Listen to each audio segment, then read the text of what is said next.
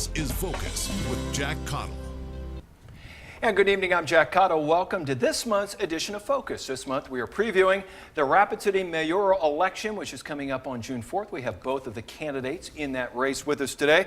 Steve Allender, he was first elected mayor in 2015, won re-election in 2017, running unopposed. He grew up in Bellevue, spent 29 years with the Rapid City Police Department, serving as chief from 2007 to 2014. He's being challenged in the race this year by Natalie Stites Means. She was born in North Carolina, grew up in California, and enrolled member of the Cheyenne River Sioux tribe.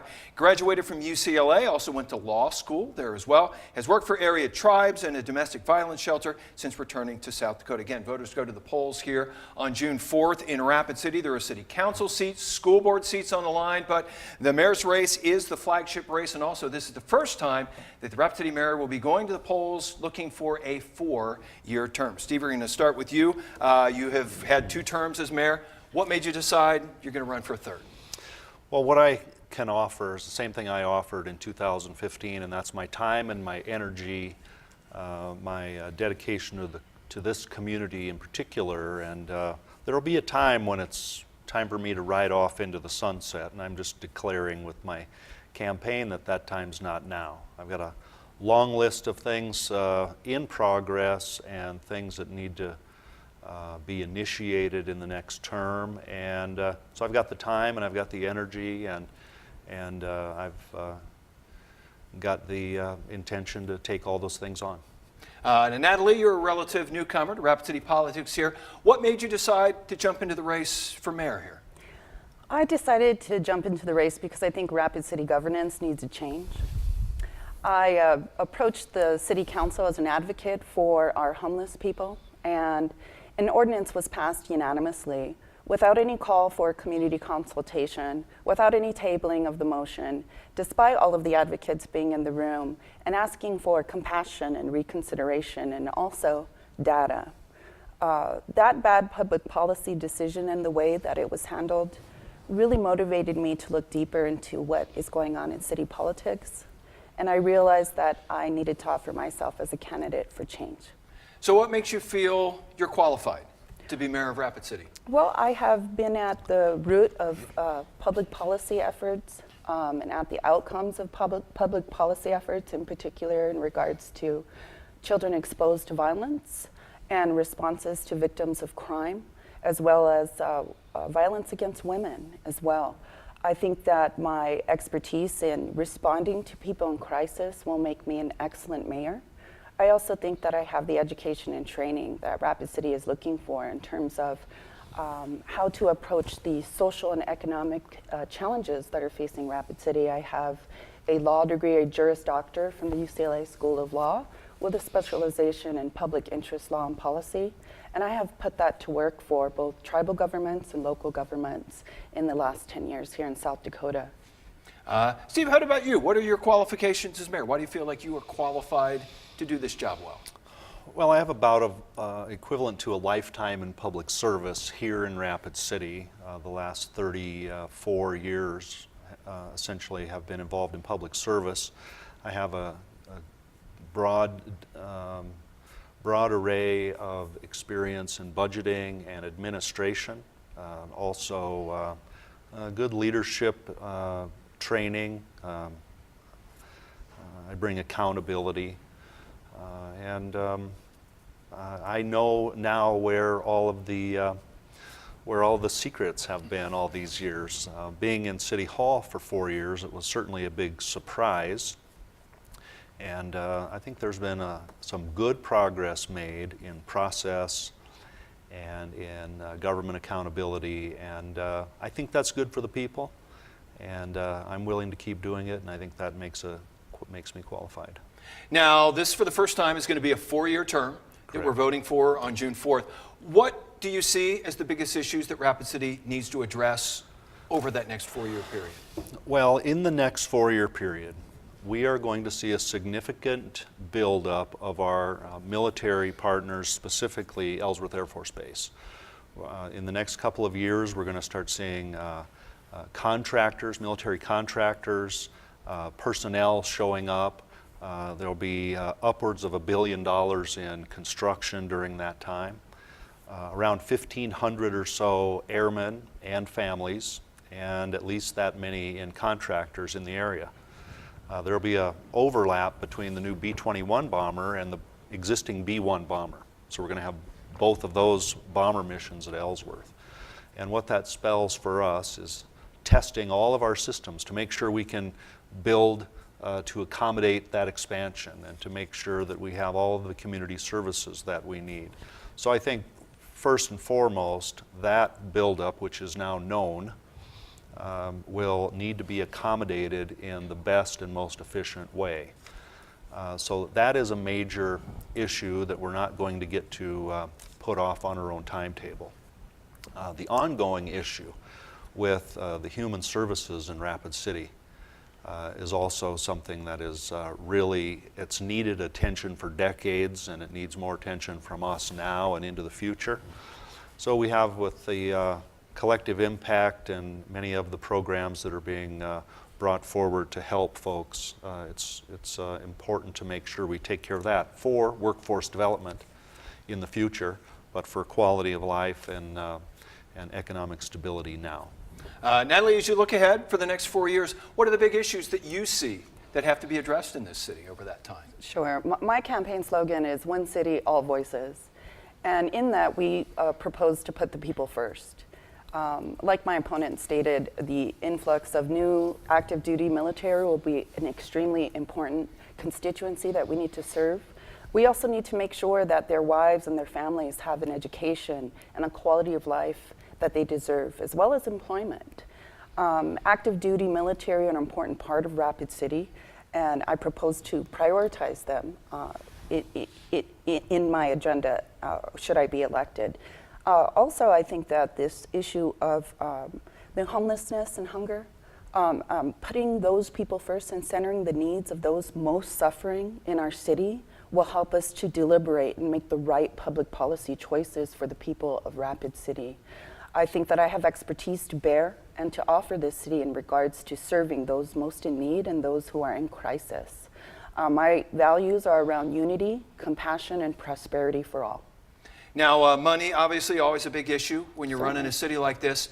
What kind of plan do you have to make sure the city stays on the right track financially? Well, I understand that we need to take a look at the volatility of the sales tax revenues that a lot of the city budget is based on. We need to take another look at our property taxes. We need to take a look at building permit fees and the exponential increase in the amount of revenue that's come from those fees to the city. There's a lot of issues to look at in terms of budgeting and really taking a look at how the 2014 Comprehensive City Plan for Rapid City lays out really good guidance for how to proceed in terms of fiscal conservative, responsible fiscal management, and also looking at how our city interplays with tourism is a critical part of looking at the stability of our fiscal future. Steve, what do you look at that? As far as a plan on keeping us on track financially, how do you do that? Well, as Natalie alluded, this is a multifaceted issue that has to be given ample attention to all of the different facets. And we implemented priority-based budgeting a couple of years ago. That allowed and directed our various city departments to programize all of their functions so we can have an employee strength number associated with all of them, a financial cost for all of the programs, and it helps us to put them in order. In addition to doing what we can for tourism, for local business, to keep the sales tax dollar coming in, we always have to keep an eye on the fees and charges. We have a habit of letting them go for decades without adjusting them. And then we also have to be ready to let go of some of the things that we've been doing for decades and no one knows why. But we're a fairly stubborn group of people when it comes to folks that watch the budget, and there's sometimes some hesitancy to let go. All right, we have to take a break. We'll continue our look at the upcoming Rapid City mayoral election when we come back with this month's edition of Focus. I'm Jack Caudill. Welcome back to this month's edition of Focus, looking ahead to the Rapid City mayoral election coming up on June 4th here in Rapid City. Natalie Stites Means is the challenger. She is challenging current Mayor Steve Allender this time. Natalie, race relations can be a contentious issue here in Rapid City. What are the issues, as you see it, that are there right now, and what needs to be done to improve those? Sure, I think we need to increase racial understanding here in Rapid City. This is one of the largest urban Indian populations in the United States. And there is very little recognition of that reality. When I look at the governing boards, the city council, the economic development entities, very few Native Americans are represented in the highest tables of decision making. And I think that needs to change. I think that race relations also goes to what's happening on our streets. We have a mass incarceration rate that has increased in the last 45 years, over 900% for Native Americans and over 600% for women. These are very serious issues that need to be addressed in terms of our community at large and public safety. I think that race relations can be addressed through championing the people and being a champion for all people here in Rapid City, not just the powerful, not just the wealthy. We, as Native Americans, these are our ancestral homelands, and Rapid City had basically a de facto segregation in its history against Native Americans here in the city. And I think that healing and that reconciliation and unity needs to be the priority in addressing both the contemporary situation in regards to race relations and our history here in Rapid City. Now, Steve Allender is the current mayor, looking for his third term there. How do you see race relations in Rapid City now, and where would you like to see that go? Well, race relations, very important in a community like Rapid City, and first I'll tell you what I've not done for race relations. I've not constructed a mayoral task force to try to fix race relations in Rapid City. I've seen those in the past. I've attended those sessions in the past, and I think that those have in large part created a false hope of some type of progress that may be taking place. So I think it's best at most levels if we keep the politicians out of it. The people like me will come and go out of office over time. But Natalie's right in that there are too few Native Americans taking part in the important decisions in Rapid City. We celebrate when we get Native American applicants for important city jobs, and we celebrate when they rise to the top and can be put into those positions. But there's the facts are they're just not there. They're not represented there, and they are overrepresented in the criminal justice system and in jails as well. So I think it's important to put people in the community in charge of this problem. However, the police department has a special interest in this because law enforcement is the dumping ground for all social problems that don't logically fit anywhere else. And that's unfortunate because they're not necessarily the best equipped to handle those issues. Their tools are limited.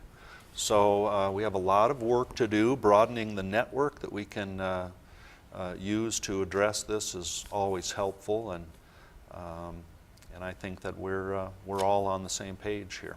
Now, homelessness, poverty, affordable housing remain problems and challenges here. What can the city do to help that? Well, the city is now constructing an affordable housing policy. There are many aspects of affordable housing that don't sound like affordable housing issues, like the accessory dwelling unit issue. We're now debating that back and forth. There's some council folks that are not quite on board with it yet, and some neighbors that aren't on board. And this is renting out your basement to another family or building a little house in your backyard. But this is one of the pieces of the puzzle to affordable housing. And these type of things, we have to have a different attitude about affordable housing. Plus, we need an overall increase in the housing stock. That will help with affordable housing as well. When people move into a different price level of living conditions. But so there's a lot of issues needing to be addressed, and the poverty issue. The poverty issue has two major components. I'm simplifying it obviously, but the adults who are having difficulty living right now because of their income, and then the children that are being born today. So the city has gotten behind an effort to further early childhood education. And I'm going to be building consensus across the state with other mayors, county commissions, to make sure that South Dakota isn't last coming to the table with early childhood education support. And this is not forced preschool, it's not an Obama-era Head Start program, it's not a repeat of anything. It is simply educating our youngest citizens. Natalie, as you look at those issues, homelessness, poverty, affordable housing, what's the city's role in trying to help that? Well, the city needs to be a champion for the people who are suffering due to lack of housing, for the people who are hungry. There's well over 6,000, almost 6,000 people in Pennington County who go hungry every year here. There are over 500 children who are homeless, who are in rapid area city schools. They need to be the focus. And separating children from their families conceptually doesn't do much to help them. Our children, their safety and their well-being is absolutely connected to the safety and the well-being of their parents, their families, and their extended families, in particular for Native American families. All right, we're going to take a quick break. We'll continue our look at the Rapid City mayoral race coming up when we continue with this month's edition of Focus. And welcome back to this month's edition of Focus. I'm Jack Caudill. We're talking about the Rapid City mayoral election coming up on June 4th. Steve Allender, the current mayor, running for his third term. One of the things you always hear people talking about, the potholes, the roads, the infrastructure. What are the city's infrastructure needs, and what are the priorities, and how do we afford to do it? That's a great question. Yeah, there are opinions and feelings about this all over the board. Naturally, the city is here to facilitate the construction of infrastructure such as roads, water, sewer, drainage, and storm drainage. And so we have grown over the last several decades. We've grown as a large city geographically, and that's put about 400 miles of roads on out there. So the road construction, the utilities underneath, very high priority. But make no mistake, we will never have a perfect, 100% perfect roads in Rapid City. As we've experienced this winter, it freezes solid. We have 2 feet of frost, and then it thaws and it freezes, and those roads break up. But we are filling potholes now as fast as they can be filled. We have about a 24-hour service for filling potholes, but the major road construction, those major projects for millions of dollars go on a list, and they wait their turn, and we come out and try to make the best of them. But there is a variety of infrastructure, and last year we spent about $28 million on city infrastructure. Natalie, if you're elected, the pothole anger will now be directed at you instead of at Steve. What kind of priorities do you have for infrastructure needs here in the city? Sure. I think we need street repair now. There should be no excuses for the revenues that have been generated here in the past 2 and 3 years. Over $500 million in building permit fees have been generated. What is the holdup on getting our potholes repaired? And also, when you look at, we come out of the blizzard, we came out of a blizzard a couple weeks ago, you can tell the difference between the maintenance that's been done on the Mount Rushmore corridor, the downtown area, and other key places here in the city as compared to, say, the road that leads or is in front of my apartment and my duplex. So I think that there needs to be an equity as well in terms of responsiveness to the different neighborhoods of Rapid City. And I think that really needs to be a focus for the mayor. And do you feel like there is an inequity in that? Of course there is, because our snow policy doesn't even allow for the cleaning of residential streets until we have about 6 inches, and that's because of the many miles of main roads. So our roads are plowed, taken care of, and a priority. Hills, school zones, main corridors, where the most cars are. My street almost never gets plowed, but the traffic on it just doesn't justify it. So there's absolutely an intentional inequity in how the roads are cleaned up. And that's frustrating for some people, but realistically, there's no way to do it with about 20 pieces of equipment and almost a $2 million budget for snow plowing. Natalie, as you look at it, what is the #1 role of the mayor of a city like Rapid City?